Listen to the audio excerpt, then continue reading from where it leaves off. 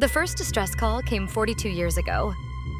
A mining crew on Planet X14 sent a short, broken message before vanishing into silence. No names, no coordinates. Just 3 words whispered through static.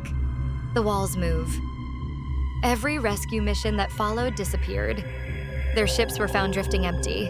Their logs cut short. Their crews never returned.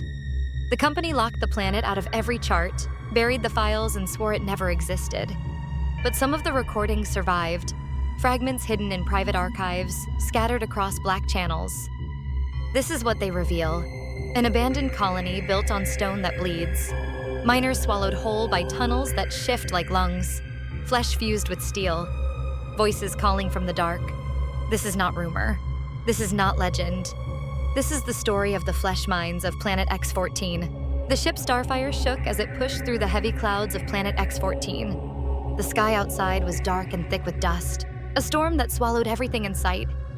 No sun, no stars, only a brown and red haze that felt alive.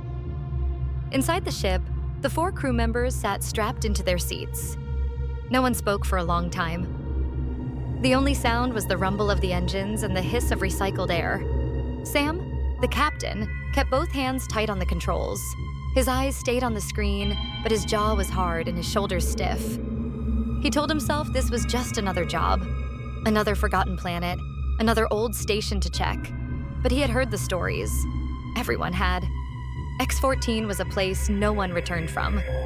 He knew it, and he could see the same thought in the other's eyes. Liam, the pilot, sat next to him. He was the youngest, often bold and careless when the skies were clear.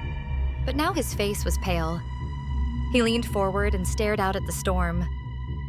"Feels like the planet doesn't want us here," he muttered. His voice shook, but he tried to force a small laugh after. Nobody laughed with him. Behind them, Anna, the engineer, studied the scanner. She tapped the screen again and again, but it only filled with static. "Nothing," she whispered. "No life signs. No power. Not even heat, but..." She stopped, her brow furrowing. The radio in her headset carried a strange crackle, soft like whispers hidden under the noise. She pulled the headset off quickly, her stomach tight. Ben, the medic, sat at the back. His eyes were on the floor, his fingers twisted together. He always talked during long flights, but here he was silent. His chest rose and fell too fast, like he was trying to keep calm and failing. At last, he whispered, "Something's wrong. This place, it doesn't feel empty. It feels like it's waiting." The ship dropped hard, slamming onto the surface. The impact rattled through their bones and dust swarmed around the windows like smoke. For a moment, they could see nothing outside, only the storm pressing close. Then slowly, the view cleared. The colony stood before them. Tall metal towers bent and broken, half buried in the ground. Doors ripped open, windows shattered, machines lying in pieces. Everything was dark, silent, lifeless. Once, hundreds of miners had lived here. Now, it was a skeleton city. Sam unbuckled his straps. "Suits on," he ordered. His voice was flat, hiding his unease. "We go check it out." They sealed their helmets and stepped out into the storm. The air was heavy, pressing against their suits as though the planet itself tried to crush them. The ground was dark red, and as their lamps swept across it, it looked too much like dried blood. None of them said it out loud. The colony was worse up close. Metal signs swung in the wind, clanging against walls. The bunkhouse door hung open. They walked inside, lamps lighting the room.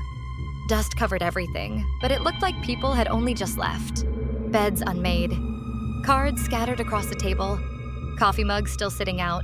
Black liquid hardened at the bottom. Anna's light landed on the far wall. She froze. "Sam," she whispered. He stepped closer and saw the dark stains smeared across the metal, thick and uneven. Ben reached out without thinking and touched it with his glove. When he pulled his hand back, the red clung to the surface. "Paint?" His voice was weak, though deep down he already knew. Anna grabbed his arm sharply. "Don't touch anything." Her voice cracked with fear. They moved deeper. Mining drills leaned against the walls, their tips snapped as if something stronger than rock had fought back. The floor was carved with deep grooves, long dragging marks, as though something heavy had been pulled over and over again through the halls. Liam stopped suddenly, holding up a hand. "Wait, do you hear that?" The others stilled. For a moment, only the storm outside. Then it came, low, stretched, faint, but clear. A scream. It rose from somewhere below the colony, echoing up through the tunnels, twisting in the air before fading into silence. Ben's face turned white. That wasn't the wind. Anna checked her scanner again. The screen showed nothing. "No life forms?" she whispered. "Not one." But the scream still echoed inside them. Their lamps found the mine shaft. The gate was torn apart, twisted metal bent outward like something had forced its way through. Darkness gaped beyond, a hole that seemed to swallow their lights. Sam's chest tightened. He wanted to turn back, but he couldn't. The company hadn't sent them to leave. He kept his lamp fixed on the shaft. "We go down at first light." Ben shook his head quickly. "We can't, you heard that. You know what that was." "We go down," Sam repeated. His voice was low but firm. He didn't tell them why. He didn't tell them what he already feared, that this was no search mission. Anna's lamp flickered over rubble near the gate. She bent and pulled out a recorder. Its surface cracked, screen dead. She brushed the dust away and powered it on. Static filled the air. Then a voice whispered through. "The walls are alive. Don't go deeper." The recording ended. The sound of the storm outside pressed harder against the walls, but inside it was too quiet. Liam whispered, his throat dry. "That was 40 years ago. So why did we just hear someone scream?" No one answered. Their eyes stayed locked on the black shaft, where the silence felt heavier than air. The ship Starlight landed hard on the rocky ground of Planet X14. Dust and ash flew up and covered the glass of the front window. For a moment, no one moved. The sound of the engines died, leaving a heavy silence that filled the cabin. Captain Mason unbuckled his seat and stood up. He looked tired but steady. He turned to the others and nodded. "We made it," he said, though his voice carried no joy. "Let's move." The crew slowly got up. Sarah, the doctor, kept checking the scanner in her hands. The green light blinked over and over, but the screen showed no sign of life outside. "Nothing out there," she said softly. "No plants, no animals, no people, just rock." Jacob, the youngest member of the team, swallowed hard and looked at the door. "If no one's out there, then what happened to the miners?" he asked. No one answered him. The airlock opened with a long hiss. Cold air rushed inside, and the smell hit them first. It was not the smell of death they knew from old missions. It was stranger, heavier, like wet iron mixed with burned oil. Sarah covered her mouth and nose. Jacob gagged. Even Mason turned his head slightly, as if he didn't want to breathe it in too deep. "Masks on," he ordered. "We're not taking chances." They stepped outside onto the ground. The sky above them was dark gray, though it was still daytime. Thick clouds moved fast, rolling over the horizon as if the planet itself was breathing. The ground under their boots was not like normal rock. It was soft in some places, hard in others, and every step made a strange sound, like pressing down on damp cloth. Jacob knelt down and touched the soil with his glove. When he lifted his hand, the dirt stuck to it, stretching like gum before snapping away. He stood quickly and wiped his hand on his suit. "This isn't right," he whispered. They walked toward the mining camp in the distance. The structures stood half buried in the ground, some leaning to one side as if the earth had swallowed part of them. The tall lights that once shined over the landing zone were bent and twisted, their wires hanging loose like broken veins. The closer they got, the quieter everything seemed. Even the wind slowed until there was no sound at all. Only their footsteps echoed, and even that faded too fast, as if the planet swallowed the noise. When they reached the first building, Mason pushed open the door. The hinges creaked loudly, but then the sound stopped midway, cut off like a tape being paused. Inside, the room was dark. Dust floated in the air, but there were no bodies, no bones, no signs of struggle. The tables were overturned, Tools scattered on the floor and food trays left half-eaten as if the miners had run away in the middle of their meal. Jacob picked up one of the trays. The food was still there, dried and cracked, but untouched. "It's like they all just vanished," he said. His voice was shaking. Sarah moved toward the far wall where a control panel still blinked with weak light. She tapped it and the screen flickered on, showing half-broken words. Only one sentence made sense. "Do not trust the walls." Her eyes went wide. "Captain," she said, pointing at the screen. Mason stared at the words for a long time before speaking. "We keep moving. We need the main control room. If the colony's files are still here, they'll be there." They moved deeper into the base. The hallways were narrow and covered with cracks. The lights above flickered on and off, buzzing faintly. In one hallway, they saw deep scratches along the walls, long and uneven, as if something large had dragged its claws through the metal. Jacob stopped and ran his fingers over the marks. They were so deep he could fit half his hand inside one of them. He stepped back quickly, his face pale.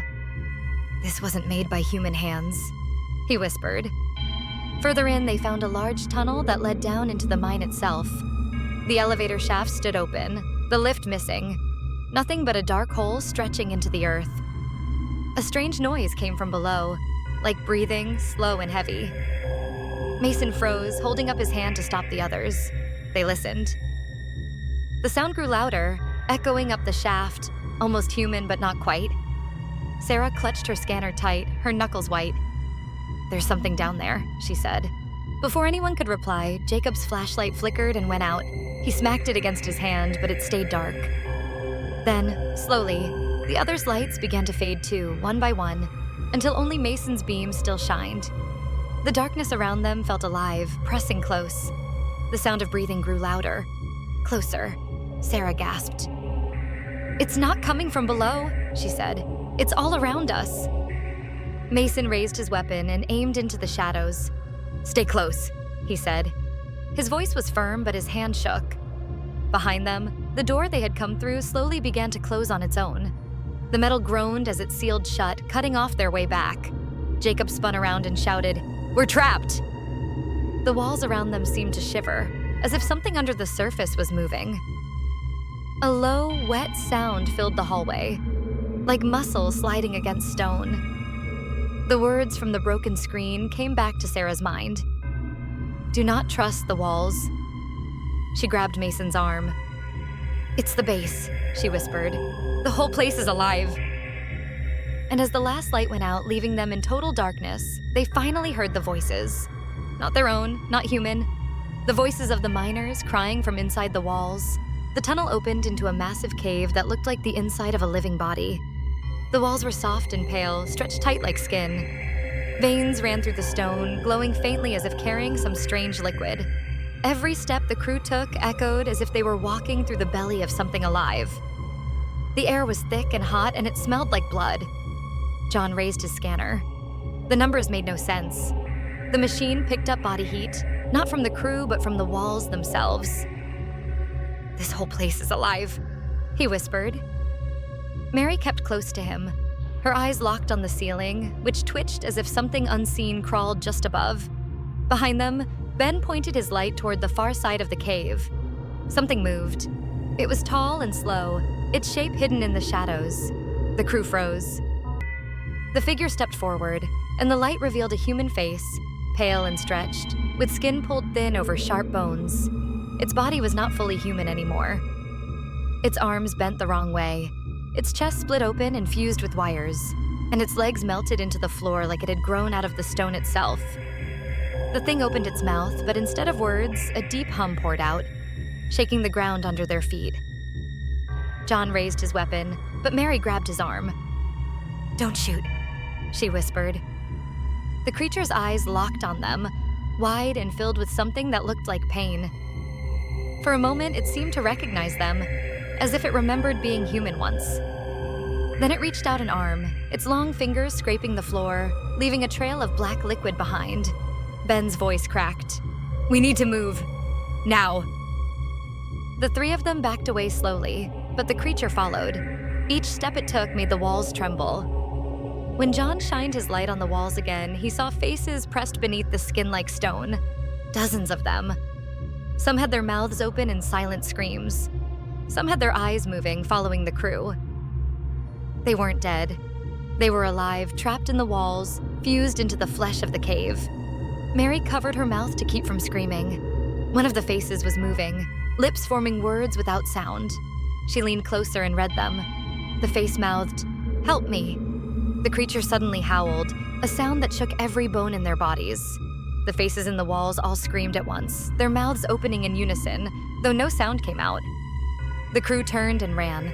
Their lights bounced wildly as they sprinted deeper into the cave, chased by the echo of that monstrous howl. The tunnel split in two. John stopped, his chest heaving. The sound of the creature grew louder behind them. Ben pointed left. "This way!" They took the left tunnel, their boots slamming against the soft floor, which seemed to move under them like muscle. The path ended in a large chamber filled with strange machines. They were rusted and broken, half buried in the living walls. Metal pipes connected to veins, and broken screens flickered with static. In the middle of the chamber stood a giant metal sphere, cracked open. Inside it was a seat, covered in dark stains. Wires and tubes spilled out, some still dripping with thick red fluid. John's hands shook as he touched the machine.